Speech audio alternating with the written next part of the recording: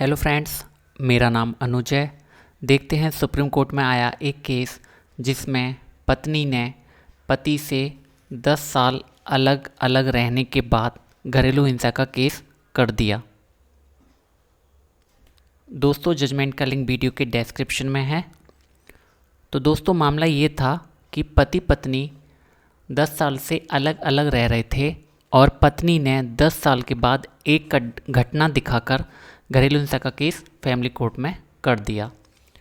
इसके बाद पति, सास ससुर व नंद इस घरेलू हिंसा के केस के खिलाफ हाई कोर्ट पहुँच गए और उन्होंने ये बात रखी कि घरेलू हिंसा का केस करने का लिमिटेशन टाइम 1 साल है, जिसको हाई कोर्ट ने मान लिया और घरेलू हिंसा के केस को ख़त्म कर दिया।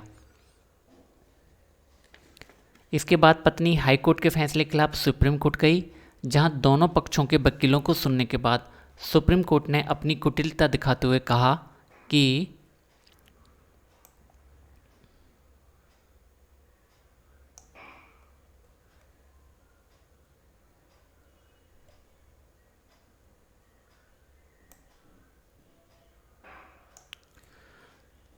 सुप्रीम कोर्ट ने कहा कि घरेलू हिंसा के मामले में अपराध केवल तभी होता है जब कोई पति घरेलू हिंसा के केस में जज द्वारा दिए गए निर्णय का पालन नहीं करता है, यानी कि सेक्शन 31 ब्रीच ऑफ ऑर्डर।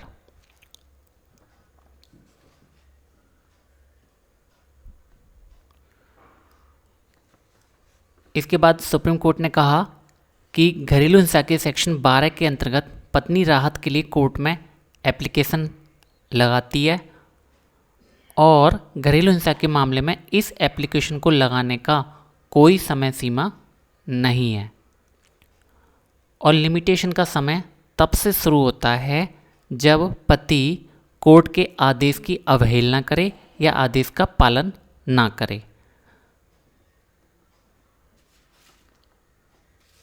और सुप्रीम कोर्ट ने पत्नी की अपील को स्वीकार करते हुए कहा कि फैमिली कोर्ट पत्नी द्वारा लगाए गए प्रत्येक आरोप की जांच करे, भले ही वो कितना ही पुराना क्यों ना हो। तो दोस्तों, निष्कर्ष ये निकलता है कि अब पत्नी घरेलू हिंसा का केस कभी भी दर्ज करवा सकती है। तो दोस्तों, इसमें आप ये कर सकते हैं कि जज ने अंतिम खर्चा बांध दिया है और आप पैसे दे रहे हैं, परंतु आपकी पत्नी केस लटका रही है। जैसे पैसे लेने के बाद अगले 3-4 तारीखों पर नहीं आती है और 2-3 तारीखों पर आप भी नहीं जाते हैं। उसके बाद जब पत्नी आती है तो उसके वकील बकाया पैसों की मांग करता है और आप जज से कहते हैं कि ठीक है, मैं पैसे दूंगा, लेकिन आप केस आगे बढ़वाइए। आप जज से कहते हैं कि भाई मैं पैसे देने के लिए तैयार हूँ, लेकिन केस आगे तो बढ़े, दूसरी पार्टी तो केस लटका रही है।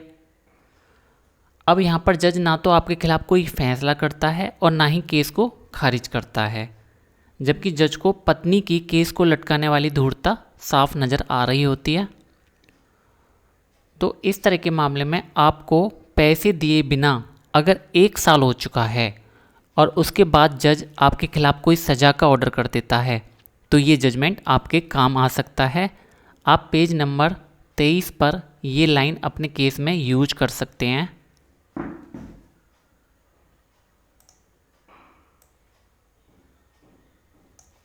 ये वाली लाइन,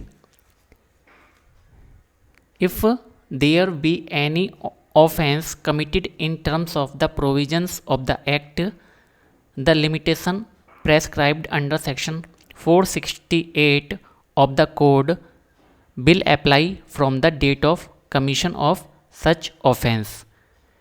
इसका मतलब ये है कि जब आपने